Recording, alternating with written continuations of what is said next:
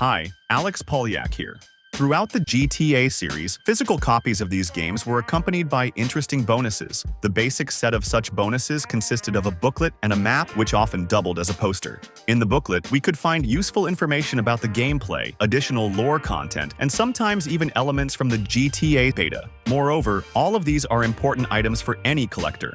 Nowadays, the gaming industry is changing and physical media is becoming a thing of the past. So in this video, I have gathered the booklets and maps that came with the physical editions of all GTA games so that we can clearly see how this tradition evolved, how Rockstar's style changed, and where it ultimately led.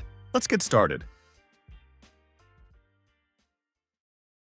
In some editions of GTA 1, the box cover also served as the booklet, which is a rather creative solution, but at the same time, taking it out can be awkward and, if done carelessly, it can be easily damaged. A few pages briefly describe the most basic information about the game, the interface, and the basic gameplay objectives. There is very little content here and no emphasis on stylish design, but it's worth noting that this was only the very beginning of the Grand Theft Auto series. Since the game features 3 separate locations, a separate map was provided for each, and the free space was used for a small poster.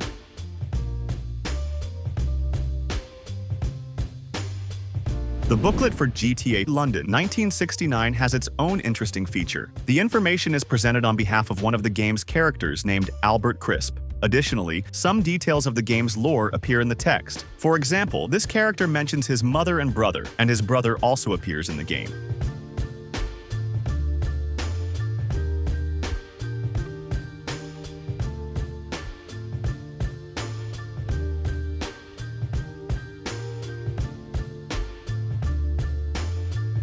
For GTA 2, it was done at roughly the same level as the previous games, although there was slightly more information about the main mechanics, especially thanks to the introduction of the protagonist's respect system. Also, frames from the mini-movie created by Rockstar specifically for this game were added to the pages of the booklet. Naturally, this also includes a map and a poster.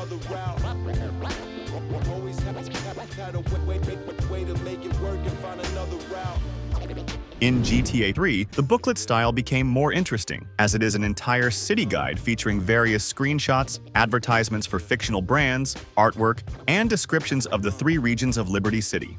The physical map became significantly larger, and it can be said that this is the most unique map of all the GTA games. Its style, being a render of the game terrain and decorated with various art, notes, and even background screenshots, is something you won't find in any other game in the series. By the way, the poster is also unique due to the presence of numerous character artworks. In Vice City, the booklet generally continues the style started in GTA 3, but it also includes descriptions of the local population, culture, climate, and similar things. In this case, Rockstar took into account the city's tourist status and therefore created the description specifically for tourists. Interestingly, in the PC edition, even the instructions for manually changing Tommy Vercetti's skin are described in the form of plastic surgery services in Vice City. I think Rennie Wasselmeyer would have liked that. By the way, it was from this manual that the information emerged that it is dangerous to be in the local waters because of sharks. This is often seen as an explanation for why Tommy always has problems with water. As for the map, unlike GTA 3, it began to look more restrained. The poster on the reverse side has a more cohesive image than the poster of the previous game. This is because only one character is present here, rather than a multitude of artworks. Let me know in the comments which style you like more cohesive and minimalist or more detailed and somewhat chaotic. Moving on to San Andreas. Here, completely different booklets were attached to the PC and console editions. For the PC, it was a voluminous book with a lot of lore content, and it was the most information-packed booklet in the entire GTA series. You're really lucky if you have this in your collection. And here is what the booklet in the console edition looks like. It is made roughly according to the same old principle, that is, it is something like a small guide for tourists. But this time, special emphasis was placed on establishments and music, so you can find covers of real music albums and vinyl record stores from the game world are also mentioned. There is one interesting exception here, a direct mention of the protagonist. In the brochures of other GTAs, this is almost never found. For the map design, the designers lean even more toward a more formal style. On the one hand, this may look less interesting than in the previous games of the trilogy, but on the other hand, such a map is clearer and more convenient to study. On the back, as usual, there is a poster. In the PC and Xbox versions, Rockstar continues the tradition of featuring only a single character, whereas the PS2 version features the game's cover art instead. GTA Advance, released simultaneously with San Andreas, also had additional materials. A small booklet with the most basic game information and a map with the Rockstar logo on the back. There isn't much to tell here, and yet, for this game, those materials were quite sufficient. Next up, we have Liberty City Stories. Its booklet is designed in the form of the Liberty Tree newspaper, with loud headlines, provocative articles, a weather forecast, and advertisements. And surprisingly, Rockstar did not place key information about the game here. However, the manual attached to the PSP edition contains descriptions of the multiplayer modes.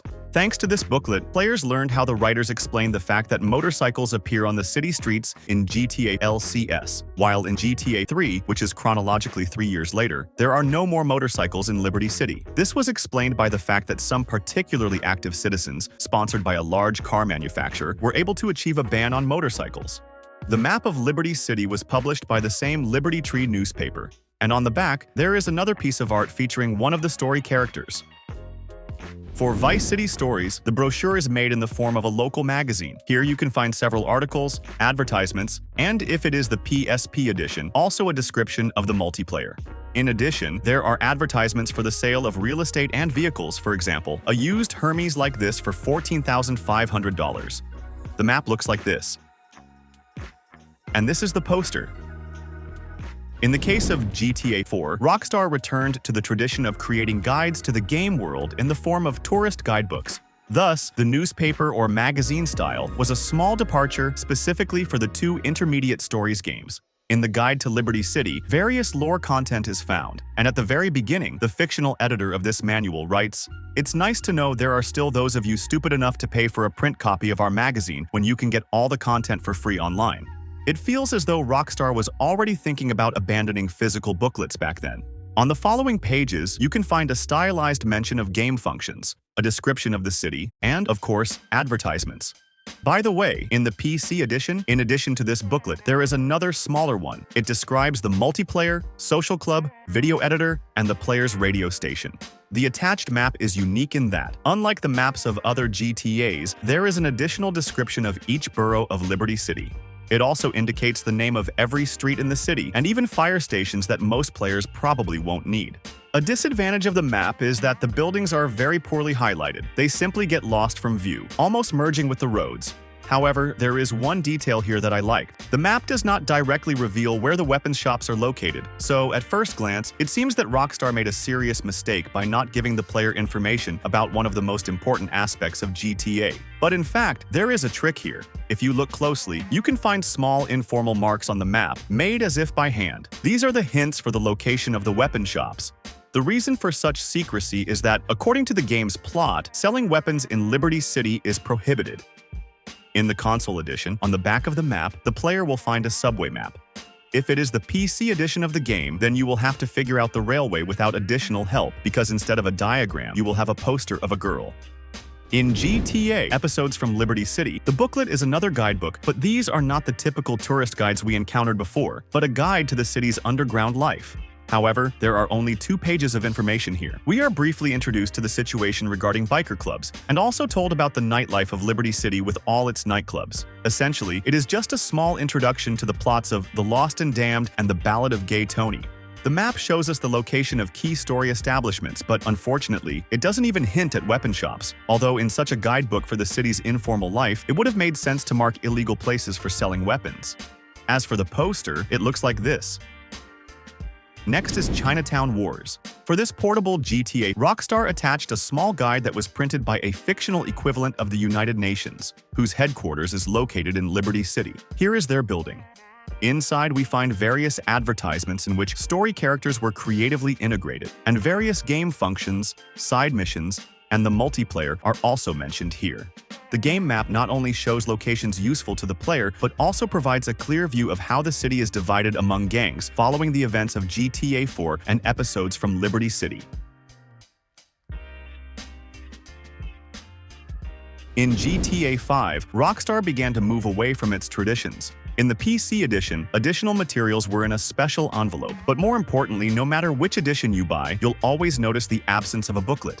More precisely, the booklet you find is just 4 pages of formal text, specifying the game license, installation instructions, and things of that nature.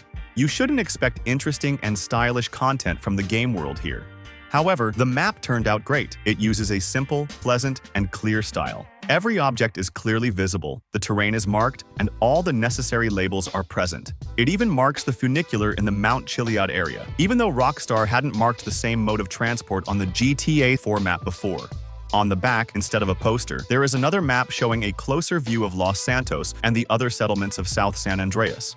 What will be in the boxes with GTA 6 discs, we will probably find out soon. We can only guess that, at best, it will be something similar to GTA 5, that is, a bit of formal text and a map, but at worst, there will be nothing at all in the box besides the disc. In recent years, the gaming industry has been rapidly moving to a digital format, abandoning physical media, and therefore it's hard to imagine seeing booklets like that again.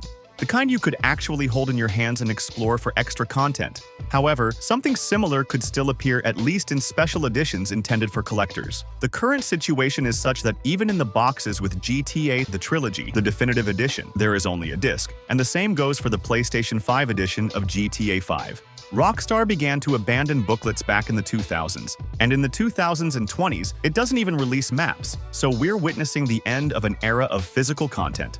In any case, in this video, we have recorded the history of booklets, maps, and posters attached to discs throughout the entire GTA series. You can always come back here to briefly travel back to the past and remember what the physical editions of our favorite games were like. Thanks for watching. If you enjoyed this video, leave me a like and subscribe to my YouTube channel for more GTA content. See you soon.